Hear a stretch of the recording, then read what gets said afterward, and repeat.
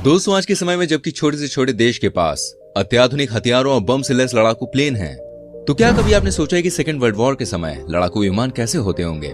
जी हाँ, आज हम आपको बताएंगे उन्हीं प्लेन्स के बारे में जिन्होंने अपनी ताकत और टेक्नोलॉजी से दुश्मन के होश उड़ा दिए थे। वीडियो को पूरा जरूर देखें क्योंकि आज की वीडियो में हम बात करेंगे ऐसे ही प्लेन्स के बारे में जो कि आवाज की स्पीड से 6 गुना ज्यादा तेजी से उड़ता था।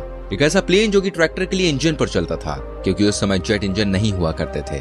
इस वीडियो में आप उस प्लेन के बारे में भी जानेंगे जिसने सबसे ऊंचाई से उड़ान भरकर एक वर्ल्ड रिकॉर्ड बना दिया जिसे आज तक कोई भी दूसरा प्लेन तोड़ नहीं पाया है। तो आज की वीडियो में हम जानेंगे इन्हीं अब तक के सबसे ज्यादा ताकतवर मिलिट्री प्लेन्स के बारे में जिन्होंने वॉर के दौरान दुश्मनों के छक्के छुड़ा दिए। वीडियो को स्टार्ट करने से पहले चैनल को सब्सक्राइब करना बिल्कुल भी ना भूलें और संग में बेल आइकन को प्रेस करें जिससे आप तक हमारी सारी वीडियोस पहुंचती रहे। Number 1, कलिनीन K7। दोस्तों, इस लिस्ट में सबसे पहला नाम आता है सोवियत यूनियन के लड़ाकू विमान कलिनीन K7 का। इस विमान को 1930 में बनाया गया था। इसके ओरिजिनल डिजाइन में सिर्फ 6 इंजन लगाए गए थे, लेकिन प्लेन पर पड़ रहे वजन की वजह से इसमें 2 इंजन और बढ़ा दिए गए। यह तक का सबसे बड़ा प्रोपेलर एयरक्राफ्ट था जो कि पिस्टन इंजन पर चलता था। इस प्लेन को KHMA क्रोन मोलिब्डेनम स्टील ने बनाया था। इस प्लेन को प्रथम विश्व युद्ध और सिविल वॉर में पायलट रह चुके कॉन्स्टेंटिन कलिनिन ने बनाया था। उन्हीं के नाम पर इस प्लेन का नाम कलिनीन K7 रखा गया। इस प्लेन को बनाने में करीब 2 साल का समय लग गया। अब अगर प्लेन की टेक्नोलॉजी की बात करें तो इस प्लेन की विंग्स की लंबाई 174 फीट यानी 53 मीटर थी, जो कि आजकल के विमानों के मुकाबले काफी ज्यादा है। इस प्लेन का अपना खुद का वजन ही 21 टन के आसपास था, जिसको उठाने के लिए इसमें 750 हॉर्स पावर के करीब 2 दर्जन ज्यादा मोटर्स लगी हुई थी। यह प्लेन उस जमाने में बना था जब जेट इंजन नहीं हुआ करते थे। और क्या आप सोच सकते हैं, यह प्लेन ट्रैक्टर इंजन पर चलता था। यह प्लेन करीब 18,000 फीट की ऊंचाई तक बड़ी आसानी से उड़ सकता था। इसके अलावा यह प्लेन 234 किलोमीटर प्रति घंटे की स्पीड से उड़ सकता था, जो कि तब के जमाने में बहुत ही बड़ी बात थी। सामान्य तौर पर यह प्लेन करीब 120 यात्रियों और 7,000 किलोग्राम का वजन भी उठा सकता था। युद्ध के लिए यह एयरक्राफ्ट करीब 19,000 किलोग्राम के बम, 8x20 mm के ऑटोमेटिक कैनन और 8x7.62 mm की मशीन गन अपने साथ ले जा सकता था। 21 नवंबर 1933 को तकनीकी खराबी की वजह से यह प्लेन क्रैश हो गया, जिससे 1935 में इस प्रोजेक्ट को कैंसिल कर दिया गया। Number 2, X-15।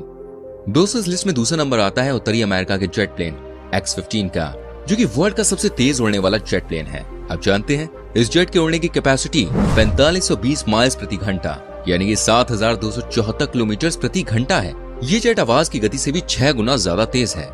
लॉस एंजल्स और न्यूयॉर्क के बीच की दूरी जो कि करीब 3805 किलोमीटर है, लेकिन इस प्लेन में बैठकर ये दूरी आप जानते हैं सिर्फ और सिर्फ 20 मिनट में पूरी की जा सकती है। X-15 रॉकेट की ताकत से चलने वाला हाइपरसोनिक प्लेन है। 1960 के दशक में इस प्लेन ने अपनी स्पीड से तहलका मचा दिया था, क्योंकि अपनी तरह का पहला ऐसा प्लेन था जो बाहरी अंतरिक्ष की सैर करके आया था। 1967 में इसने सबसे तेज गति का एक वर्ल्ड रिकॉर्ड बना दिया।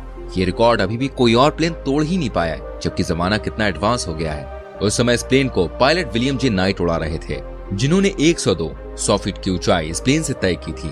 प्लेन की स्पीड उस समय 4520 माइल्स प्रति घंटे की थी। किलोमीटर्स में अगर बात करें तो 7,274 किलोमीटर प्रति घंटा और 1 सेकंड में 2021 मीटर की दूरी तय करता था। इसने सबसे ज्यादा स्पीड का वर्ल्ड रिकॉर्ड कायम कर दिया था। इस प्लेन का निर्माण युद्ध के लिए नहीं किया गया था, बल्कि अंतरिक्ष की जानकारियों को इकट्ठा करने के लिए किया गया था। X-15 मशीन में 12 पायलट ने करीब 199 फ्लाइट्स उड़ाई, जिससे उनमें से 8 पायलट को अंतरिक्ष यात्री का दर्जा दिया गया, क्योंकि उनके द्वारा उड़ाई गई 13 फ्लाइट्स ने 50 माइल से 80 किलोमीटर की ऊंचाई तय की थी। इनमें से जो वायुसेना के पायलट थे उन्हें तुरंत ही सेना के अंतरिक्ष विंग में शामिल कर लिया गया, और जो सामान्य पायलट थे उन्हें X-15 उड़ान के करीब 35 साल के बाद 2005 में सेना के अंतरिक्ष विंग में शामिल किया गया।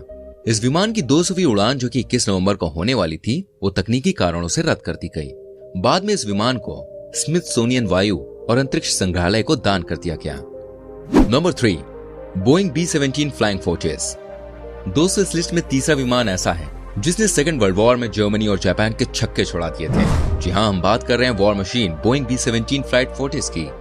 यूएस आर्मी एयर कॉर्पोरेशन के लिए 1930 में 4 इंजन के बम बरसाने वाले लड़ाकू विमान को बनाया गया था। उस समय एयर कॉर्पोरेशन ने करीब 200 युद्धक विमानों के लिए एक कॉन्ट्रैक्ट निकाला था, जिसमें बोइंग का मुकाबला डगलस और मार्टिन जैसी कंपनियों के विमानों से था। उस समय बोइंग B-17 ने बाकी दोनों कंपनियों के विमानों से अच्छा प्रदर्शन किया, पर प्रोटोटाइप के क्रैश होने की वजह से ये डगलस के विमान B-18 से हार गया और ये कॉन्ट्रैक्ट डगलस कंपनी को मिल गया। पर B-17 एयर कॉर्पोरेशन को बहुत पसंद आया और उन्होंने इसी के जैसे 13 और विमान बनाने का बोइंग को आदेश दे दिया।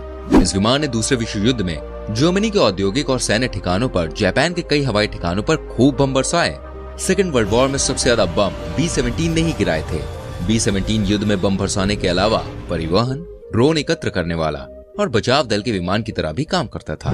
B-17 न केवल युद्ध के लिए एक बेहतरीन विमान था, बल्कि ये काफी मजबूत भी था।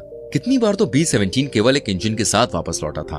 अपनी इन्हीं खूबियों की वजह से B-17 तीसरा सबसे ज्यादा बनाया जाने वाला बम वर्षक विमान था। Number 4, Lockheed F-117 nighthawk. इतिहास के सबसे ताकतवर मिलिट्री प्लेन्स में अब नाम आता है अमेरिका के एक सीट और 2 इंजन वाले एयरक्राफ्ट लॉकहेड F-117 नाइटहॉक का, जो अपनी चुपके से हमला करने वाली कैपेसिटी के लिए बहुत ही पॉपुलर है। यह एरोप्लेन हैवी ब्लू टेक्नोलॉजी पर काम करता है। लॉकहेड F-117 नाइटहॉक पहला ऐसा प्लेन था जो स्टीलथ टेक्नोलॉजी पर काम करता था। वैसे तो इस प्लेन ने 1981 से उड़ान भरना शुरू कर दिया था, पर इसे गुप्त रखा गया था। इस विमान ने अपनी पहली उड़ान 1981 में नेवाडा के ग्रूम नदी से भरी थी। जनता के सामने इस प्लेन को 1988 में लाया गया। कुल मिलाकर 64 लॉकहेड F-117 नाइटहॉक बनाए गए थे, जिनमें से 5 प्रोटोटाइप और बाकी 59 प्रोडक्शन यूनिट थे। लॉकहेड F-117 नाइटहॉक करीब 65 फीट 11 इंच लंबा था और इसकी ऊंचाई करीब 12 फीट 5 इंच थी। ये करीब 23,814 किलोग्राम वजन टेक ऑफ के समय उठा सकता था। इसकी मैक्सिमम स्पीड 684 माइल्स प्रति घंटा यानी कि 1100 किलोमीटर प्रति घंटा थी। इसकी स्टीलथ टेक्नोलॉजी के कारण इसे वोब्लिन गाब्लिन भी कहा जाता था। इस प्लेन ने 1991 में पर्शियन गल्फ वॉर में भी हिस्सा लिया था, जिसकी वजह से इसकी बड़ी तारीफ हुई थी। इसने यूगोस्लाविया के युद्ध में भी हिस्सा लिया था, जहां पर एक धरती से हवा में मार करने वाली मिसाइल ने इसे मार गिराया था। ये पहला लॉकहेड F-117 नाइटहॉक विमान था जिसने कई लड़ाई हारी थी। अप्रैल 2008 में लॉकहेड F-117 नाइटहॉक यूएस वायुसेना से रिटायर कर दिया गया, पर कुछ लॉकहेड F-117 नाइटहॉक को अभी भी उड़ने की हालत में रखा गया है और 2020 में कुछ लॉकहेड F-117 नाइटहॉक को उड़ते हुए भी देखा गया है। Number 5, JAS-39 ग्राइपेन।